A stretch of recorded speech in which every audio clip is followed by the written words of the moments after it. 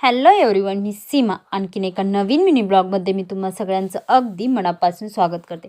आजची दिवसाची सुरुवात झाली होती ब्लॅक टी आणि सोबतच छोट्या कार्टूनच्या आणि मोठ्या कार्टूनच्या दूध बिस्किटापासून। मग सगळं सकाळचं काम आवरल्यानंतर मी घेतलं देवघर आवरायला आणि देवपूजा तर रोज करत होते, पण संक्रांतीच्या घाई गडबडीत देवघराचं डीपमध्ये क्लिनिंग केलीच नव्हती। मग आज म्हटलं की डीपमध्ये क्लिनिंग करून घ्यावे। मग त्याच्या अगोदर मी चहा ठेवला होता उकळायला, देवघराचं पूर्ण सामान खाली काढून ठेवलं, देव खाली काढून ठेवले आणि म्हटलं पहिलं चहा घ्यावा।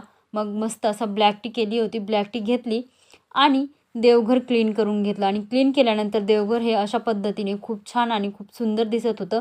असं म्हणताना की जिथे हात फिरते तिथे लक्ष्मी वास करते, त्या पद्धतीने देवघर एकदम गजगजत होतं आणि दिसायला पण एकदम छान दिसत होतं आणि मला पण फ्रेश वाटत होतं। मग केलं होतं छोटा आणि मोठ्या कार्टूनसाठी शिरा आणि रात्रीच्या जेवणासाठी होती चपाती, पालकाची भाजी। देवासाठी चतुर्थी होती तर देवासाठी मोदक बनवले होते आणि संक्रांतीचं पुरण राहिलं होतं, त्याच्या पुरणपोळ्या केल्या होत्या।